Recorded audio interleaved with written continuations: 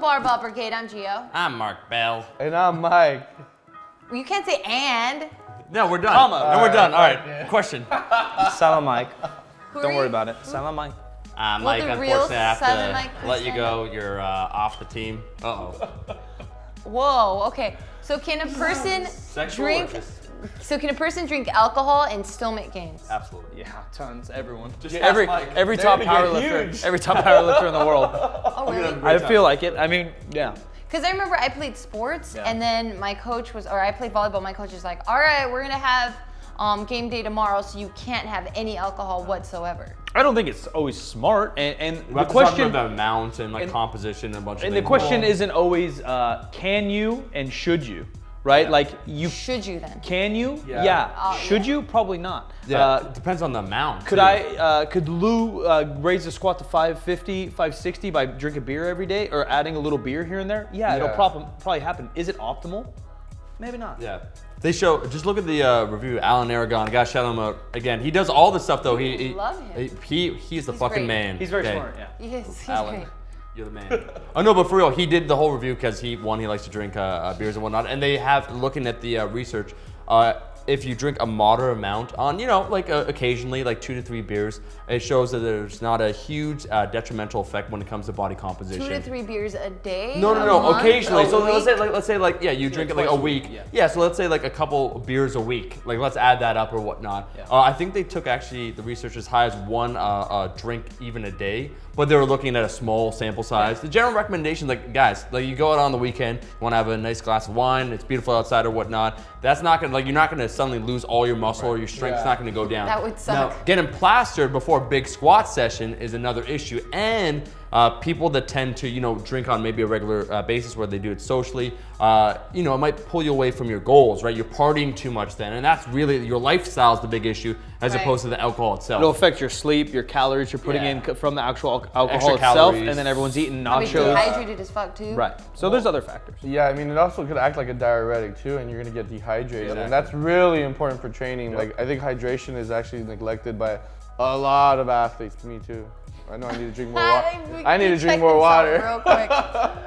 Yeah. So what about the person that likes to have like a social life? I know you mentioned like you have to change your. Omar has social ones, yeah.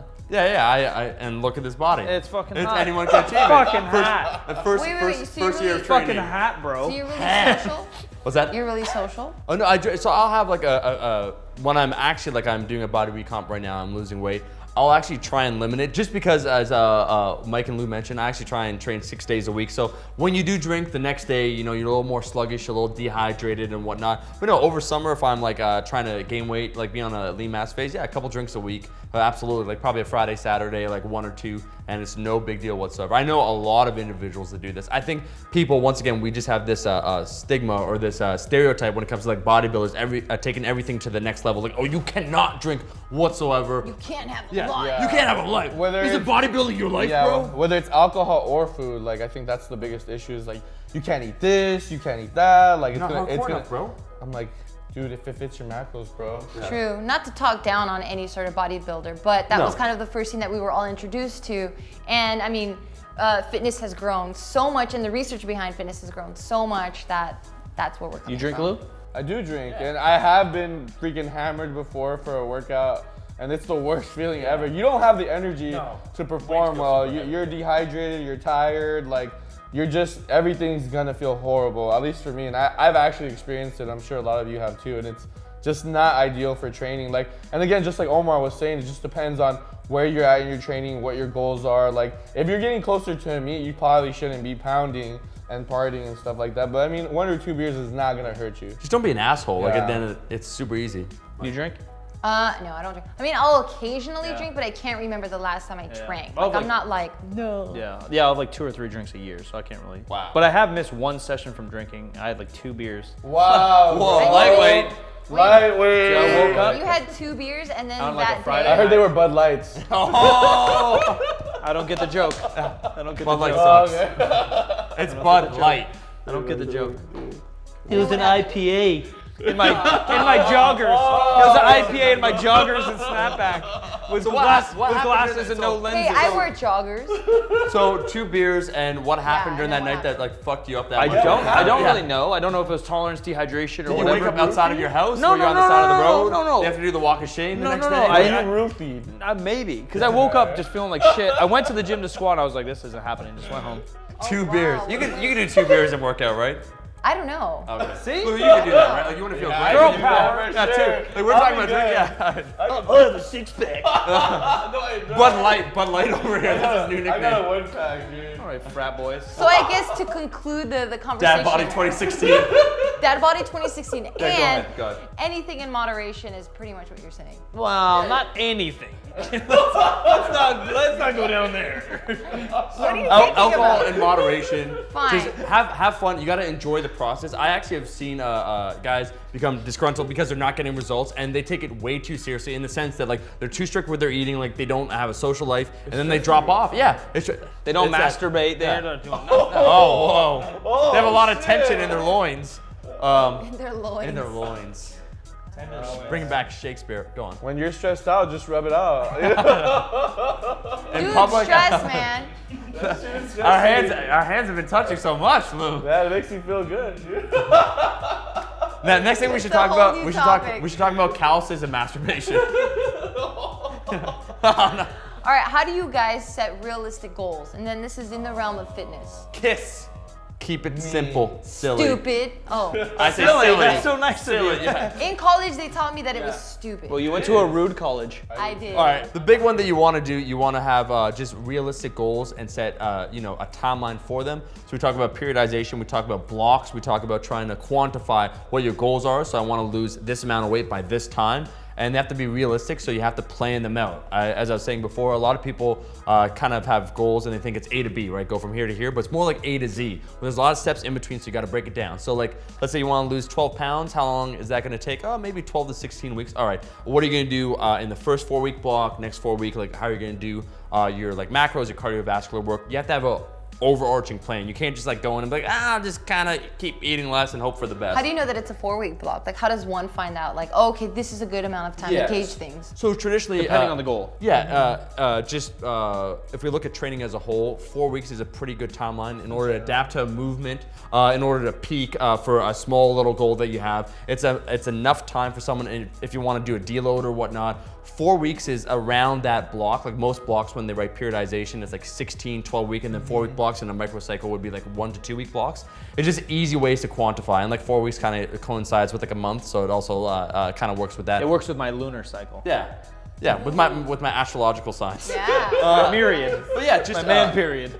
But you just wanna start with a goal that's realistic, start and date, and then break down everything in between. So like every 4 weeks, what am I gonna do? Like you just recently did a meet. Yeah, I did. Mike's prepping for a meet. How does he break it down? The realistic goal. He has blocks, right? He has like are you doing it's a 10-week or 12-week? Yeah, prep? so we did 12 weeks, and then those are broken down by 4s. Yeah, exactly. I think it does depend on goals, because goals obviously, but then experience. Like going into my first meet, I had no idea. Okay, I did 500 for 2 in the gym. What does that translate into the meet, and how can I see that the weeks going up? It's experience. That's why we talk about it often here as a group and off camera, obviously, about the importance of a coach, because you need someone more experienced to guide you.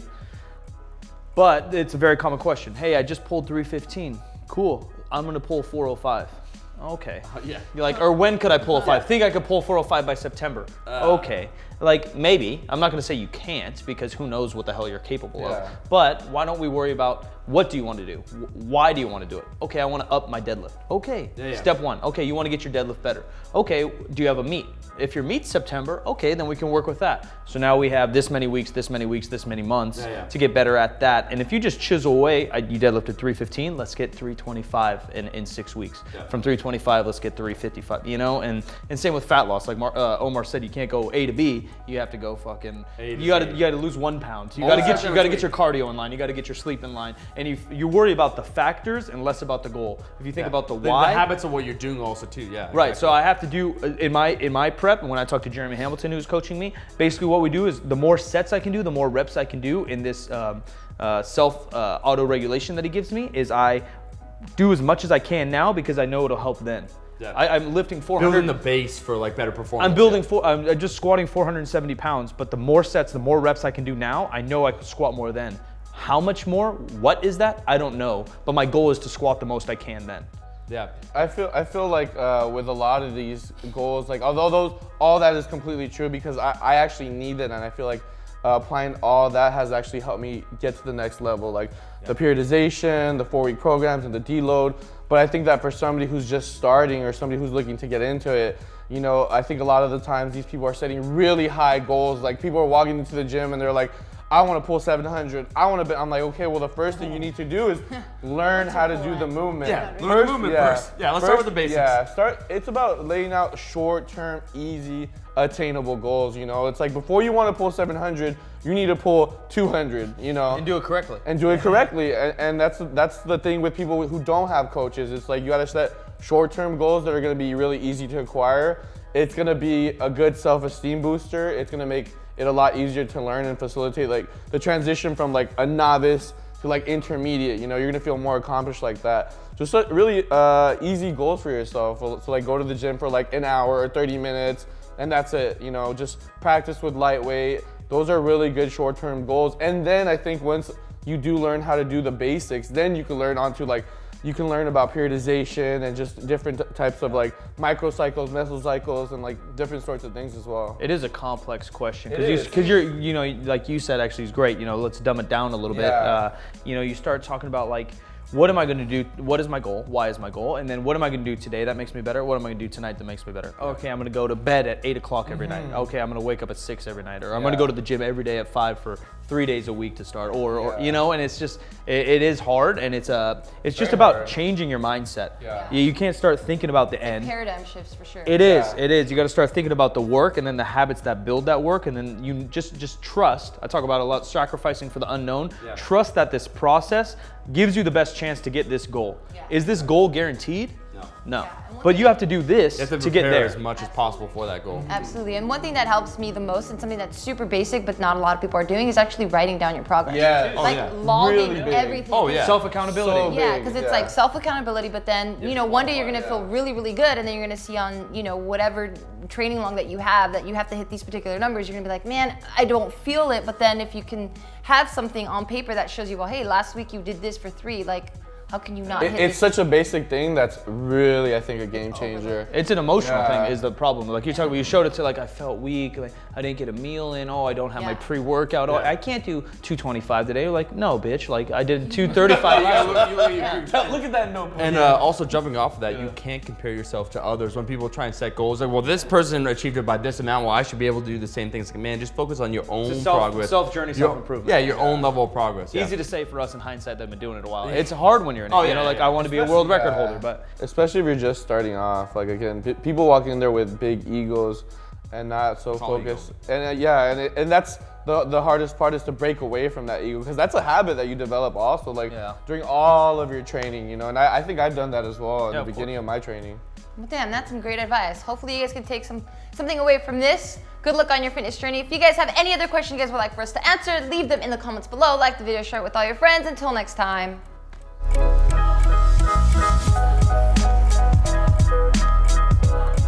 So what is the importance of proper breathing technique? Everything. like this. Everything. No, you're doing it wrong.